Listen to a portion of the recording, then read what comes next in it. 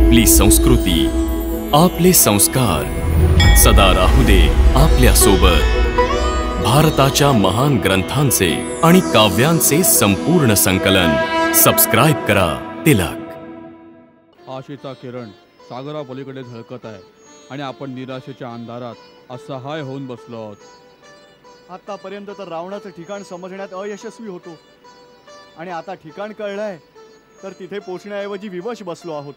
हे श्रेष्ठ, आपण ज्येष्ठ आहात, बुद्धीचे भांडार आहात। आपणच विचार करून या कार्याची योजना बनवा। यात योजना कसली हे तर आता कळलंच आहे की माता सीता कुठे आहेत।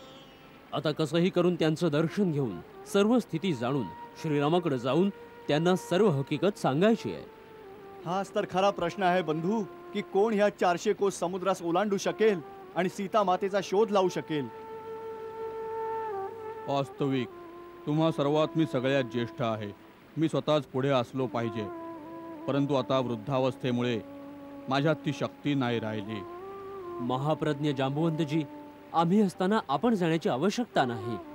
मी जाईन, मी 400 कोस ओलांडून तर जाईन, परंतु परंतु परतण्याविषयी शंका वाटते। हताश होऊ नका युवराज अंगद। मार्ग मिळाल्यावरही ध्येयसिद्धी होणार नाही असं तर होऊ शकत नाही।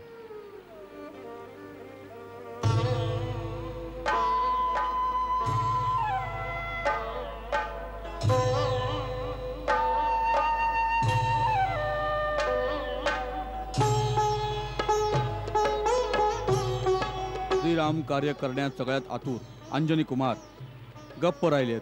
काय माहित कोणत्या विचारात मग्न वेगळे उभे आहेत।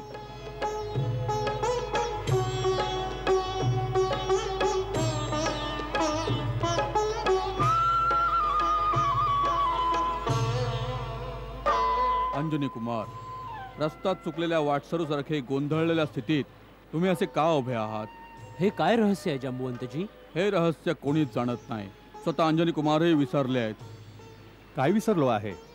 आपला अथांग अलौकिक अपार बळ, दैवी शक्ती। तुमचे भौतिक माता पिता केसरी व अंजनी अवश्य आहेत, परंतु तुम्ही कैलाशनाथ भगवान शंकराचे 11वे रुद्र आहात। वायूचा तीव्र वेग तुमच्या अंगाअंगात सामावला आहे। हे केसरी नंदन, याच कारणाने विश्व तुम्हाला शंकर सुवन आणि पवनपुत्र म्हणून ओळखते।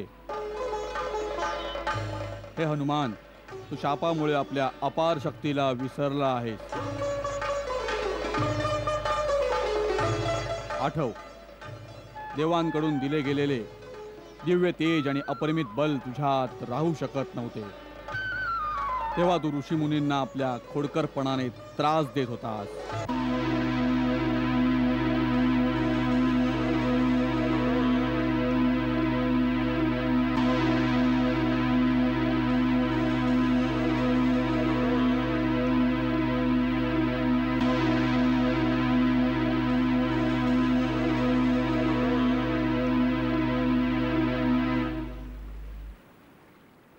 तेव्हा एका ऋषीने तुला शाप दिला होता।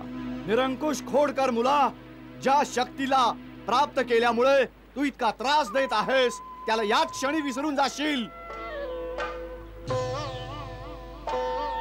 तुझ्या मातेने अंजनाने ऋषीसमोर जाऊन करुणा भाकली आणि क्षमा मागितली, तर मुनीने शाप विमोचनाचा तोच उपाय सांगितला की शक्तिप्रयोगाची योग्य संधी येताच जेव्हा कोणी तुला विसरलेल्या शक्तीची आठवण करून देईल तेव्हा तुझी विसरलेली शक्ती तुला पुन्हा आठवेल। तर हे अद्वितीय वीर हनुमाना, आज त्या शक्तिप्रयोगाचा सर्वोत्तम अवसर आला आहे। तू अतुलनीय बलस्थान आहेस, वानरराज सुग्रीवाहून अधिक बलवान आहेस। तेज आणि पराक्रमात प्रभू श्रीराम आणि लक्ष्मणा समान आहेस। तुझ्यात गरुडाची शक्ती आहे, सूर्याचं तेज आहे। हे ज्ञान गुणनिधान पुरुषार्थाच्या प्रतीका, आमच्या समस्येचं उत्तर तूच आहेस आणि तूच अशा प्रकारे मौन धारण केलं आहेस।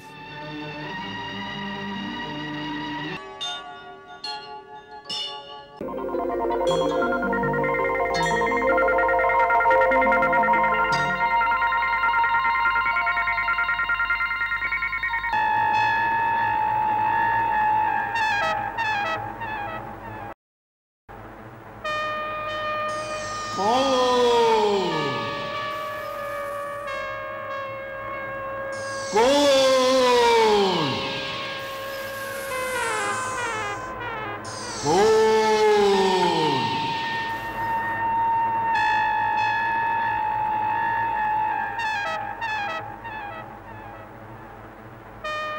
हे दिव्य औषधीचे संरक्षक देवतानो, मी केसरी नंदन वायुपुत्र हनुमान आपल्याला प्रणाम करतो.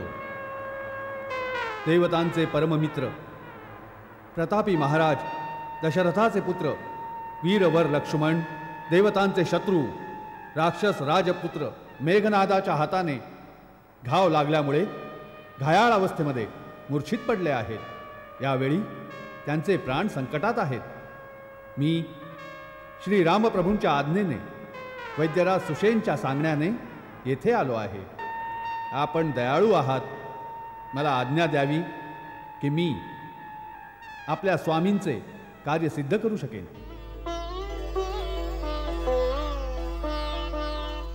हनुमंत, आम्ही तुझ्या विनम्रतेने प्रसन्न आहोत. तुझा हेतू धर्ममय आहे. तुला जे हवं ते या पर्वताकडून मिळेल.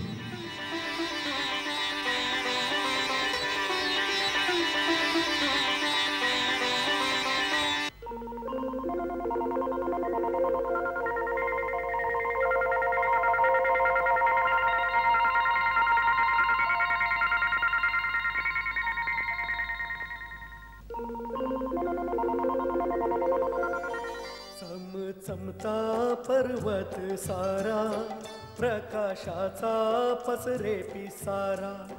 हा भव्य पहाड सुरक्षित असा देव आणि गंधर्वाद्वारा. चमचमता पर्वत सारा, प्रकाशाचा पसरे पिसारा.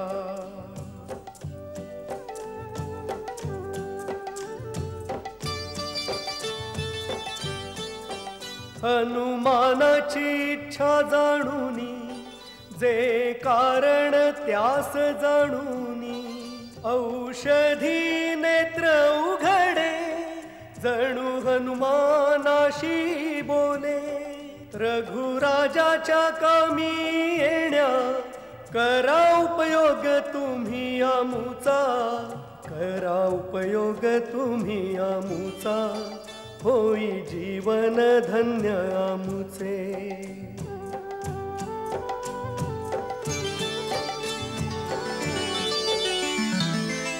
ह्यात कोणती आहे मृत संजीवनी?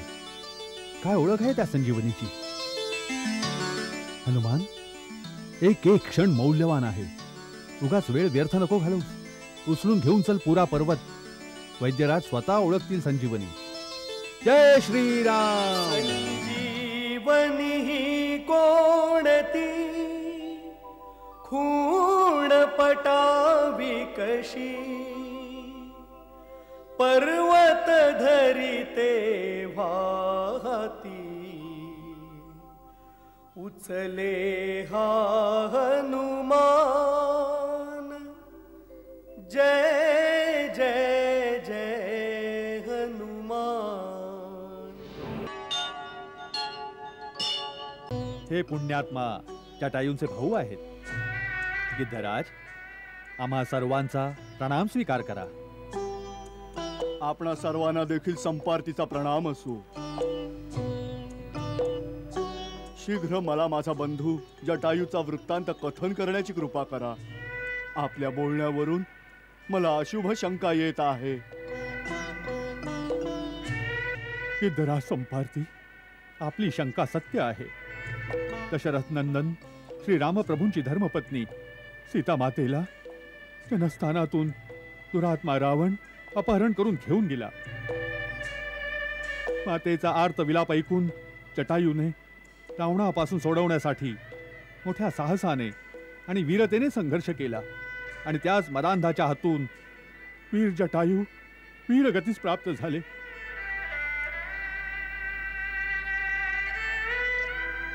स्वतः श्री रामप्रभूंनी तिथे जाऊन अग्निसंस्कार केले. मरता मरता जटायूनेच सीता मातेच्या रावणाने केलेल्या अपहरणाची बातमी श्री रामप्रभूंना सांगितली.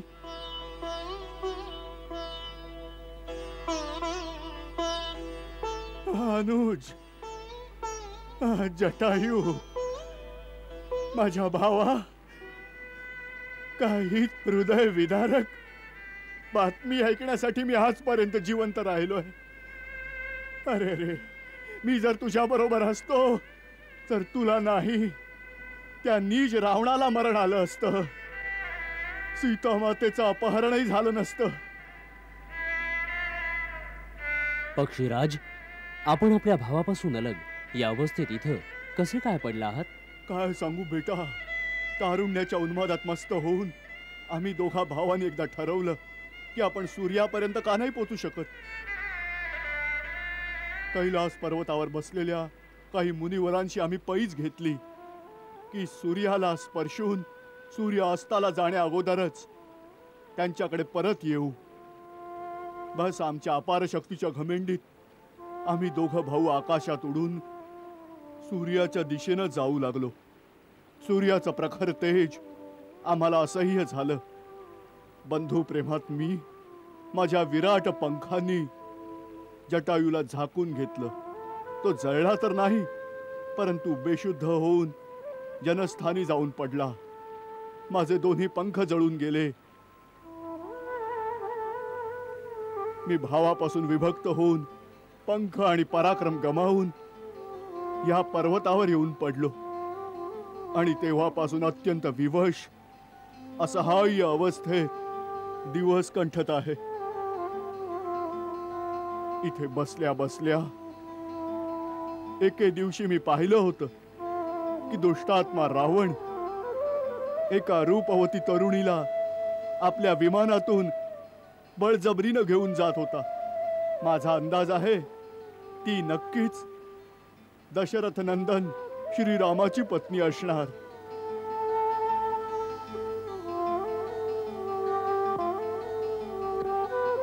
मला काय ठाऊक की तो मदांध माझ्या भावाला मारून चालला आहे.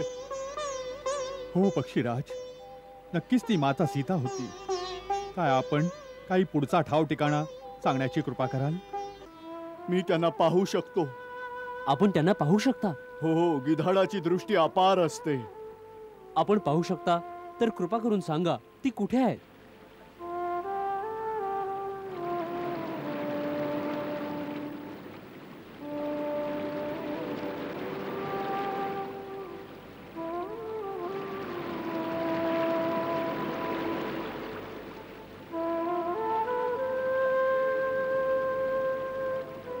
ती यावेळी रावणाच्या राजमहालात एका वृक्षाखाली बसली आहे. अत्यंत चिंताग्रस्त आहे.